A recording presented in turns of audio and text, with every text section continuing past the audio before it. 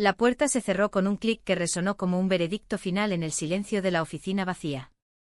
Lucía, no puedes seguir fingiendo que esto no está pasando, murmuró Andrea, su voz ronca como el viento de las sierras navarras que azotaba las calles de Pamplona esa noche de otoño.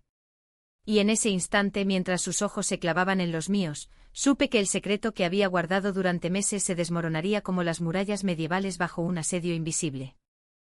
Me quedé paralizada, el corazón latiéndome con la fuerza de un toro en San Fermín, sintiendo como el peso de su mirada me arrastraba hacia un abismo de verdades que ninguna de las dos había querido enfrentar. ¿Por qué ahora, Andrea? Porque justo cuando todo parecía imposible pero real. Pamplona siempre ha sido una ciudad de contrastes, como si el espíritu de sus fiestas sangrientas y devotas se filtrara en cada esquina, en cada alma que camina por sus calles empedradas. Yo, Lucía, nacida y criada en un barrio humilde cerca del río Arga, había aprendido a navegar esos contrastes desde niña, la euforia de los encierros y la melancolía de las procesiones religiosas. A los 30 años mi vida se había convertido en una rutina predecible en la pequeña agencia de publicidad donde trabajaba, un edificio restaurado en el casco viejo que olía a madera antigua y a café quemado. Era asistente administrativa, invisible para la mayoría, pero no para ella. Andrea Ruiz, mi jefa, la mujer que había irrumpido en mi mundo como un rayo en una tormenta de verano. Todo empezó 6 meses atrás, en pleno julio, cuando el calor pegajoso de la ciudad aún conservaba el eco de los cohetes de San Fermín. Yo llegaba temprano a la oficina, como siempre, para preparar los informes que nadie más se molestaba en revisar.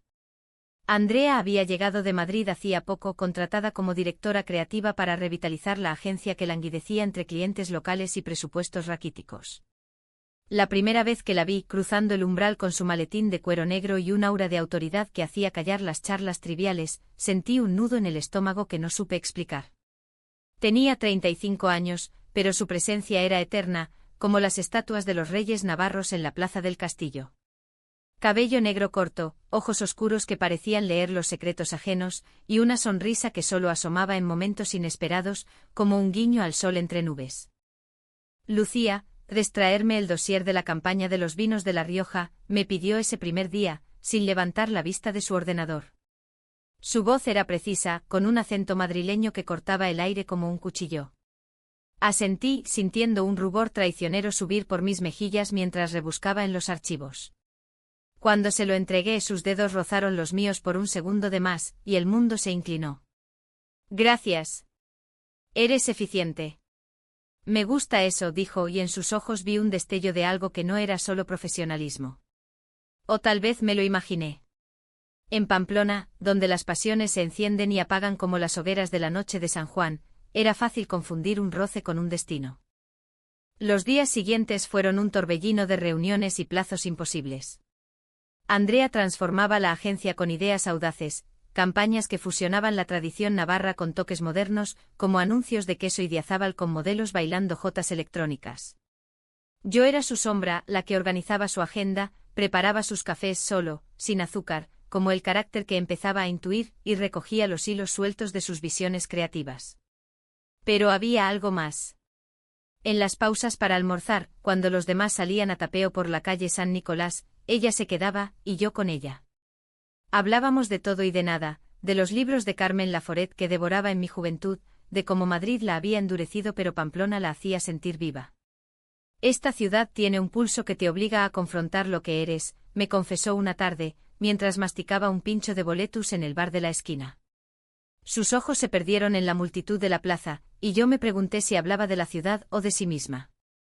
Poco a poco esos momentos se volvieron rituales. Una noche de agosto, después de una presentación fallida ante un cliente gruñón, un viticultor de Olite que no entendía el concepto millennial, nos quedamos hasta tarde en la oficina. El calor era asfixiante, las persianas bajadas para bloquear el sol poniente que teñía de rojo las fachadas barrocas. Lo siento, Andrea. Fallé en la logística, murmuré apilando papeles con manos temblorosas. Ella se acercó, su perfume a jazmín y cuero envolviéndome como una niebla. No fallaste tú, Lucía. Somos un equipo. ¿Y tú?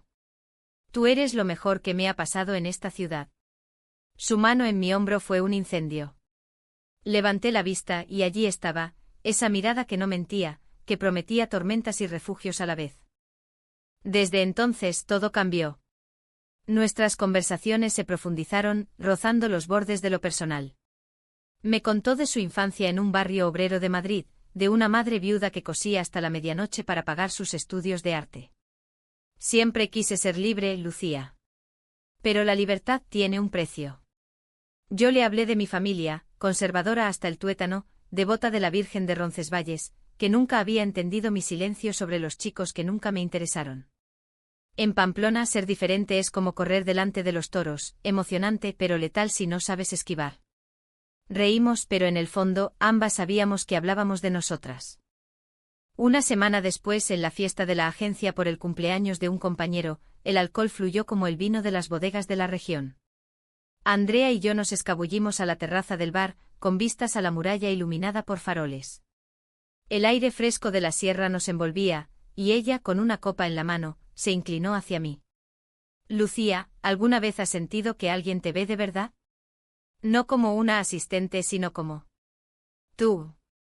Mi corazón martilleó. Sí, susurré y me aterra. Nuestros labios se encontraron en un beso robado, suave como la brisa del Ebro, pero cargado de la urgencia de años reprimidos. Fue el comienzo de algo que no tenía nombre, pero que nos consumía. Los meses siguientes fueron un baile secreto. Encuentros robados en la oficina después de horas, paseos nocturnos por el parque de la Taconera donde las sombras de los pavos reales ocultaban nuestros susurros. Andrea era apasionada, intensa, como las danzas flamencas que tanto admiraba en sus viajes a Andalucía. Me hacía sentir viva, deseada, en un mundo donde las mujeres como nosotras aún susurraban sus amores.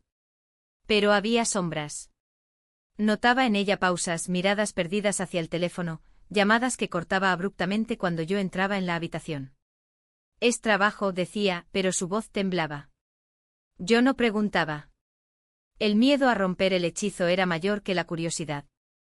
Una mañana de octubre, mientras preparaba el desayuno en mi pequeño piso cerca de la Universidad de Navarra, café con leche y churros del mercado, recibí un mensaje de ella: reunión urgente esta noche. Quédate. Mi pulso se aceleró. Sabía que no era solo trabajo. Esa noche la oficina estaba desierta, el eco de los pasos en las escaleras de piedra como un presagio. Entré y allí estaba ella, de pie junto a la ventana, silueta recortada contra las luces de la catedral. Lucía, empezó, pero yo ya sentía la tormenta venir.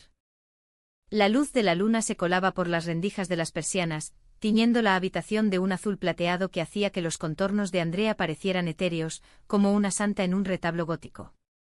Me acerqué, el suelo de madera crujiendo bajo mis pies, y la abracé por detrás, inhalando su aroma que me anclaba a la realidad. Dime qué pasa, le susurré al oído, sintiendo como su cuerpo se tensaba como un arco. Se giró lentamente, sus ojos oscuros brillando con una mezcla de ternura y tormento. No es fácil, Lucía.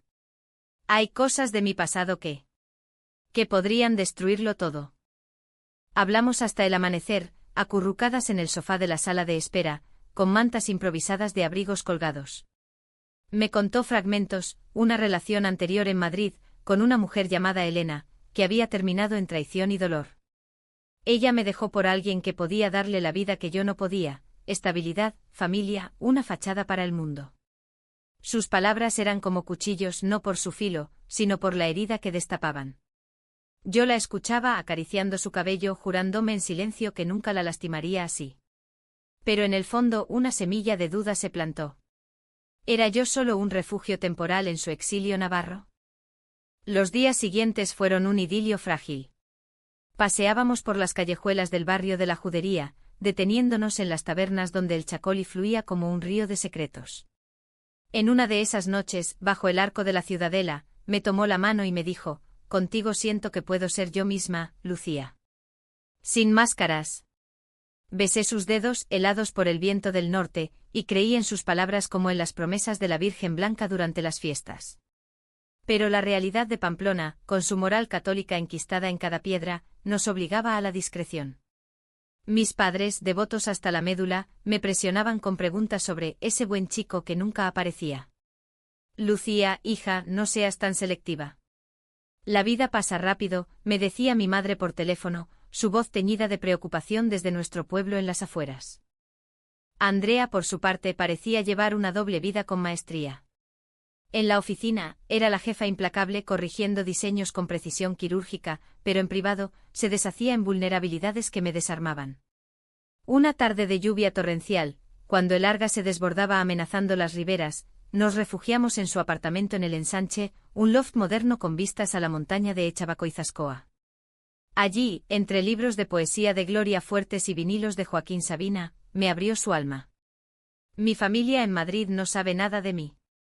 Mi hermano mayor, el heredero del negocio familiar de imprentas, me ve como la hermana soltera excéntrica. Si supieran. No terminó la frase. La besé para silenciar el dolor, y en ese beso hubo más que pasión, hubo una promesa de lealtad inquebrantable. Sin embargo, las grietas empezaron a aparecer. Notaba cómo revisaba su correo con ansiedad, borrando mensajes con rapidez felina. Una vez, mientras dormía a su lado, su teléfono vibró en la mesita. Entre sueños, vi un nombre, Elena. El corazón se me encogió, pero al despertar, ella ya había apagado el aparato. ¿Todo bien?, pregunté fingiendo casualidad. Sí, solo spam, respondió, pero su sonrisa no llegó a los ojos. Decidí ignorarlo. El amor, en una ciudad como Pamplona donde las sombras de la Inquisición aún susurran, requiere fe ciega. El conflicto estalló en noviembre, durante la Semana de Todos los Santos. La agencia organizaba una campaña para las luces navideñas de la calle Estafeta, y el estrés era palpable. Andrea delegaba en mí más responsabilidades, confiándome la coordinación con los proveedores locales. «Eres mi ancla, Lucía», me dijo en un pasillo desierto, su mano rozando la mía. Pero esa noche, al llegar a casa, encontré un sobre en mi buzón, una carta anónima, con recortes de periódico pegados como en un thriller barato. «Cuidado con la loba de Madrid. Pregúntale por el dinero que le robó a su amante». Mi mundo se tambaleó. ¿Robo? ¿Amante? Corrí a la oficina al día siguiente confrontándola en el baño de empleados, donde el eco de las cañerías amplificaba mi voz temblorosa. ¿Qué es esto, Andrea? ¿Me estás mintiendo desde el principio? Ella palideció, sus labios articulando un no silencioso. Es calumnia, Lucía. Elena. Ella me persigue desde que la dejé. Inventó eso para vengarse. Lágrimas rodaron por sus mejillas, y yo la creí. La abracé allí entre azulejos fríos y el olor a jabón industrial, jurando que nada nos separaría. Pero la duda, como la niebla del Bidasoa, se filtró en mi mente. Semanas después, en una cena con colegas en el restaurante Asador a Fuego Lento, donde el cordero al chilindrón humeaba en platos de barro, vi cómo Andrea recibía una llamada y se excusaba para salir. La seguí discretamente, el corazón en la garganta. Afuera, bajo la lluvia fina, la oí susurrar al teléfono: «Elena, por Dios, déjame en paz. Lo que pasó fue un error, pero no volverá a ocurrir». ¿Error? ¿Qué error?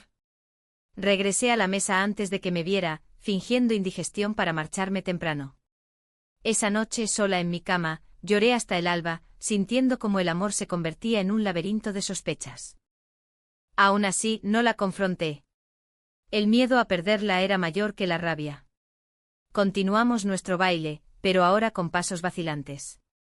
En diciembre, durante la preparación de la cabalgata de los Reyes Magos, me regaló un collar de plata con un colgante en forma de hoja de roble, símbolo de mi tierra navarra. «Para que recuerdes que soy tuya», dijo besándome en la nuca. Y yo quise creerlo con toda el alma. Pero el destino, caprichoso como los fuegos artificiales de San Fermín, tenía otros planes. Una mañana gélida, al abrir el correo de la agencia, encontré un archivo adjunto anónimo, fotos borrosas de Andrea con una mujer rubia en un bar de Madrid, datadas de solo 3 meses antes de su llegada a Pamplona. En una, sus manos entrelazadas sobre una mesa, en otra, un beso fugaz. El mundo se derrumbó. El invierno en Pamplona es cruel, con vientos que barren la plaza del ayuntamiento como dedos helados buscando pecados ocultos. Esa mañana, después de ver las fotos, me arrastré a la oficina con el alma hecha trizas, el collar quemándome contra la piel bajo la blusa. Andrea me saludó con su habitual buenos días profesional, pero yo apenas respondí, refugiándome en mi escritorio como un animal herido. Las horas pasaron en un borrón de correos y llamadas, pero mi mente era un torbellino. ¿Quién era esa mujer? ¿Por qué me había mentido? La carta anónima resonaba en mi cabeza, y la voz de Elena en aquella llamada nocturna se convertía en un eco acusador. Al mediodía, durante la pausa para el almuerzo, la arrinconé en la salita de té, un rincón polvoriento con vistas al río. Tenemos que hablar. Ahora. Mi voz era un hilo tenso, y ella lo notó al instante. Sus ojos se ensancharon y cerró la puerta con cuidado, como si temiera que el mundo exterior irrumpiera. Lucía, ¿qué pasa? Estás pálida. Le mostré el teléfono con las fotos, el pulgar temblando sobre la pantalla. El silencio que siguió fue ensordecedor, roto solo por el goteo de la cafetera en el pasillo. Eso fue antes de ti, murmuró finalmente sentándose frente a mí con las manos entrelazadas como en oración. Elena y yo. Terminamos mal. Ella me chantajea con deudas que no le debo pero que inventó para atarme. Sus palabras fluían rápidas, defensivas, pero había un quiebre en su voz que me partía el corazón. ¿Chantaje? ¿Y por qué no me lo dijiste?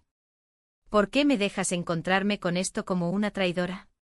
Lágrimas calientes rodaron por mis mejillas, y ella extendió la mano para enjugarlas, pero la aparté. Porque te amo, Lucía. Y tenía miedo de que esto te alejara. En mi vida, los secretos son armaduras, no mentiras. Hablamos durante horas, ignorando las miradas curiosas de los compañeros que regresaban del tapeo. Me contó todo. Elena había sido su gran amor en Madrid, una abogada ambiciosa que la había arrastrado a un mundo de fiestas y apariencias. Pero cuando Andrea descubrió que Elena desviaba fondos de la firma para mantener su estilo de vida, todo se derrumbó. Me culpó a mí, dijo que yo la había enredado en eso. ¿Robé? No, solo me fui con lo que era mío, mi dignidad. La creí o quise creerla, porque el amor en una ciudad como Pamplona, donde las confesiones se hacen en iglesias vacías, exige perdón prematuro. Regresamos al trabajo como si nada, pero el aire entre nosotras estaba cargado de electricidad estática. Esa noche en su apartamento hicimos el amor con una urgencia desesperada, como si pudiéramos sellar las grietas con caricias. Nunca te dejaré, me prometió al amanecer, mientras el sol teñía de rosa las torres de la catedral. Y yo, envuelta en sus brazos, asentí, ignorando el zumbido de su teléfono en la mesita. Los días transcurrieron en una frágil normalidad. Preparamos la campaña de Navidad, decorando la oficina con guirnaldas y belenes navarros que evocaban las tradiciones de mi infancia. Andrea se esforzaba por ser transparente, me mostraba sus correos, bloqueaba el número de Elena. Pero la paranoia me carcomía. Una tarde, mientras revisaba facturas en el archivo, encontré un sobre escondido en su cajón, extractos bancarios con transferencias sospechosas a una cuenta en Barcelona. ¿Qué es esto?, le pregunté esa misma noche en el parque de la Ciudadela, donde los árboles desnudos testificaban nuestro enfrentamiento. Se derrumbó entonces, confesando lo inconcebible. Elena me obliga a enviarle dinero. No es chantaje vacío, tiene pruebas falsas que podría usar contra mí en un juicio laboral. Si se entera mi familia, me desheredarían. Lágrimas surcaban su rostro y por primera vez la vi frágil, no la jefa invencible, sino una mujer acorralada por su pasado. La abracé, sus sollozos empapando mi abrigo. Lo resolveremos juntas, le dije, aunque el pánico me atenazaba. En Pamplona, donde la honra familiar pesa más que la nieve de los Pirineos, sabía que esto era una bomba de relojería. Pero el verdadero conflicto surgió en Navidad. Mi familia insistió en que pasara las fiestas en casa, en el pueblo de Puente la Reina, con mis padres y mi hermana casada, que ya presumía de un embarazo incipiente. Trae a alguien, Lucía. No puedes venir sola eternamente, me rogó mi madre por teléfono. Invité a Andrea presentándola como una amiga de la oficina. La cena fue un suplicio, mi padre con su bigote canoso y su devoción por el Athletic de Bilbao, la interrogaba sobre su soltería, mientras mi hermana lanzaba miradas compasivas. Andrea sonrió con gracia, contando anécdotas de Madrid que encantaron a todos, pero bajo la mesa, su mano buscaba la mía en un gesto de auxilio. Esa noche en la habitación de invitados, nos besamos con furia contenida, el crujido de la casa vieja ahogando nuestros susurros. Tu familia es maravillosa, pero me siento como una intrusa, confesó. Eres mi mundo, respondí, pero el peso de los secretos nos aplastaba. Al día siguiente, durante la misa de medianoche en la colegiata, vi cómo Andrea se santiguaba con rigidez, sus ojos fijos en el altar como si pidiera absolución por pecados no confesados. De regreso en Pamplona, la tensión escaló. Elena envió un paquete, fotos más explícitas, junto a una nota: paga o tu nueva novia lo sabrá todo. Incluyendo cómo la estás usando para huir de mí. Lo encontré en el escritorio de Andrea, y el mundo se tiñó de rojo. Me estás usando, grité lanzando las fotos al suelo. Ella se arrodilló para recogerlas, sollozando: no, Lucía.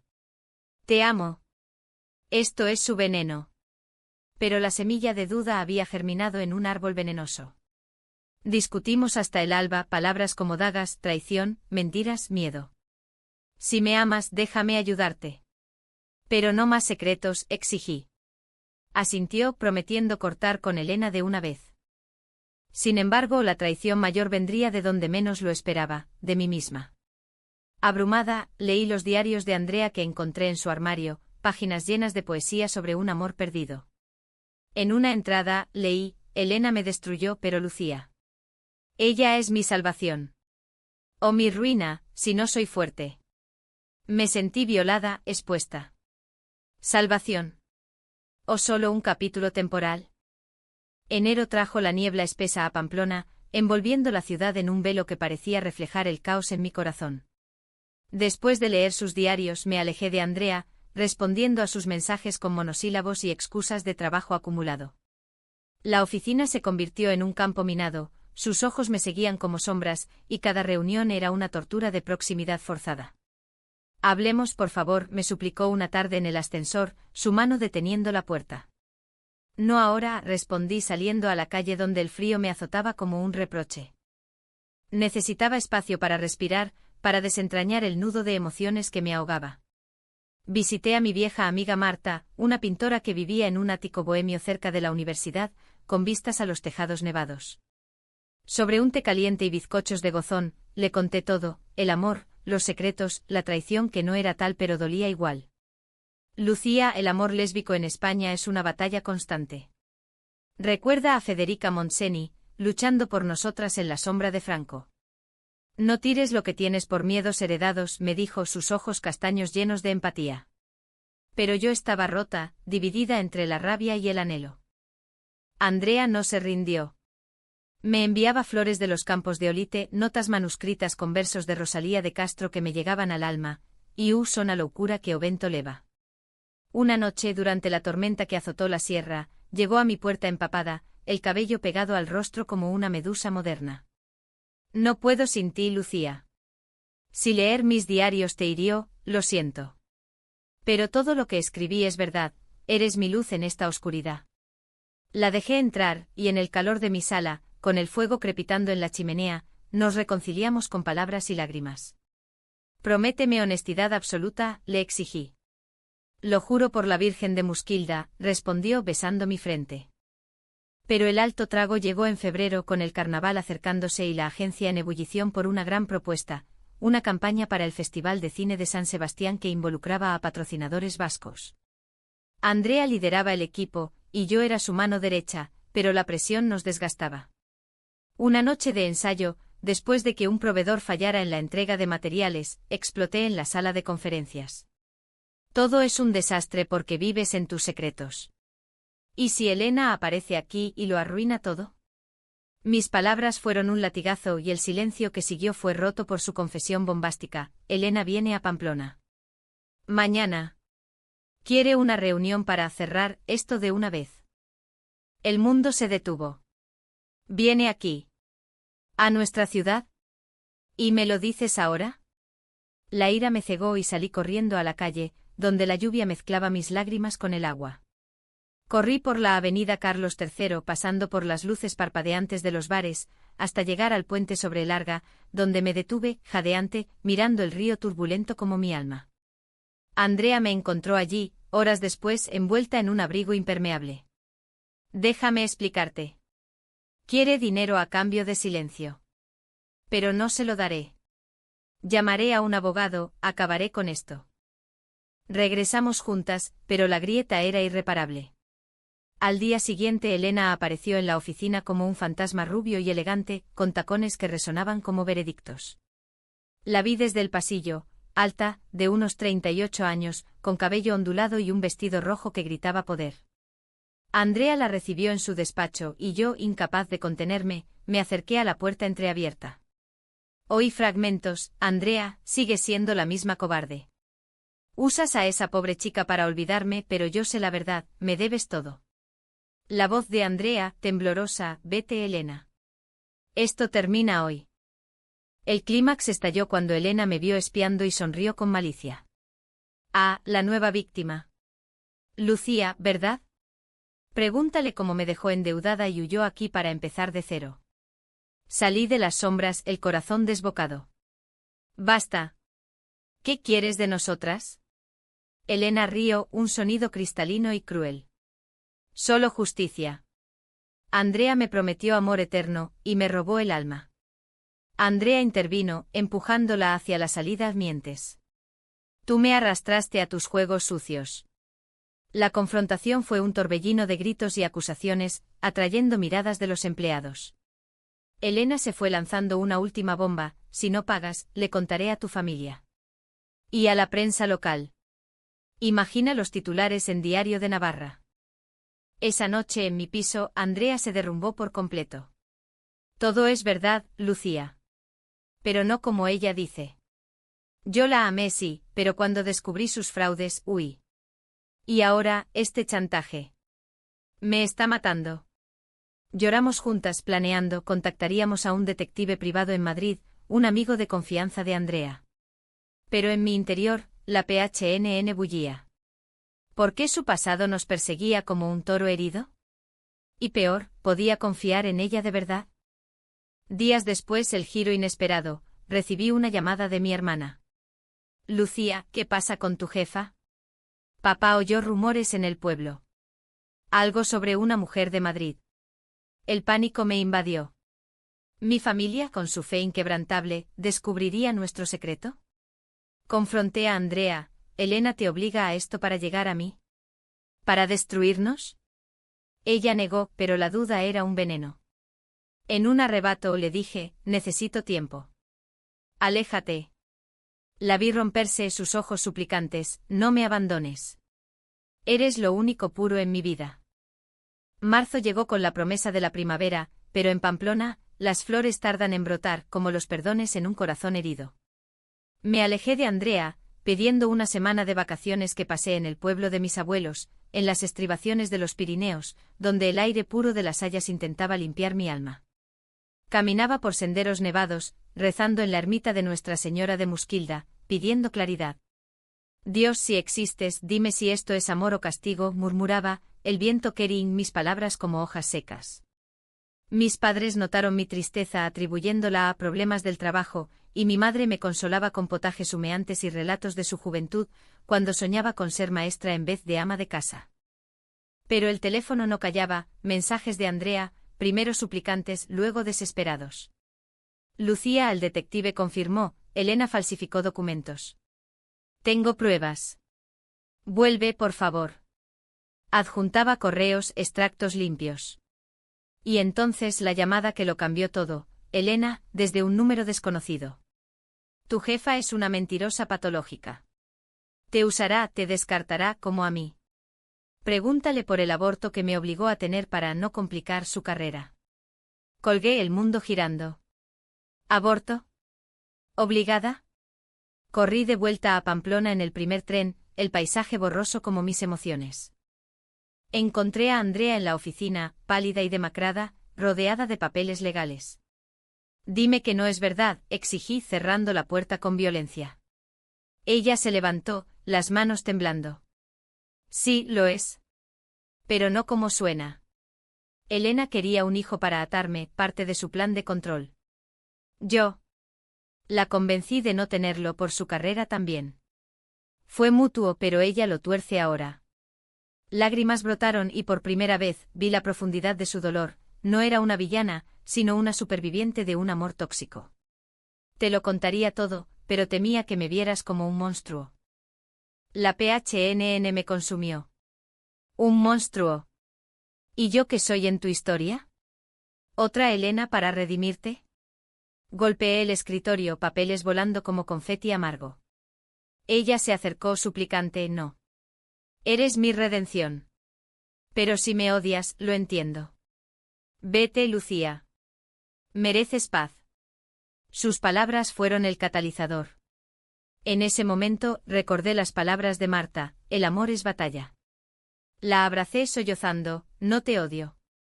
Te amo, pero esto nos está matando.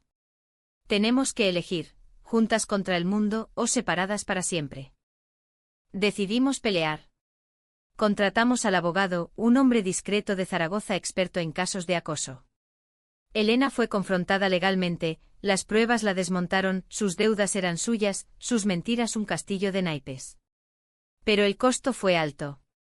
Mi familia se enteró un rumor en el pueblo amplificado por chismes y mi padre me llamó, hija, es verdad lo que dicen de ti y esa mujer. Somos católicos, Lucía.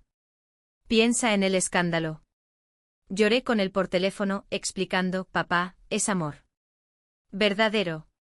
Como el tuyo con mamá. Hubo silencio, luego un suspiro, ven a casa. Hablaremos. Andrea enfrentó a su familia por videollamada, desde su apartamento. Soy lesbiana, y amo a Lucía.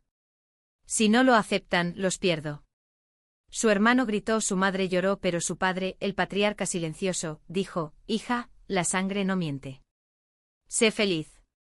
Fue un bálsamo frágil pero real. El clímax final llegó en abril, durante la Semana Santa, cuando las procesiones llenaban las calles de incienso y pasos solemnes. Elena, acorralada, irrumpió en la oficina una última vez, gritando acusaciones que atrajeron a la prensa local.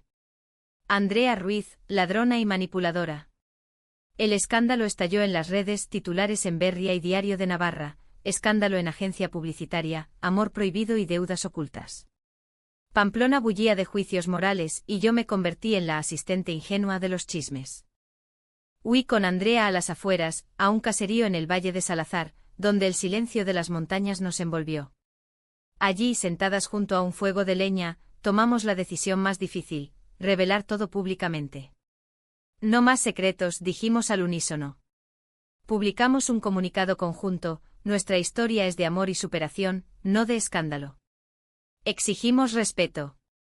La respuesta fue un torbellino, apoyo de colectivos LGTB en Bilbao y Donosti, pero también odio anónimo, cartas de fuego en la puerta de la agencia. Sin embargo, de las cenizas surgió algo hermoso. Mi familia, tras una cena tensa en casa, abrazó a Andrea como a una hija.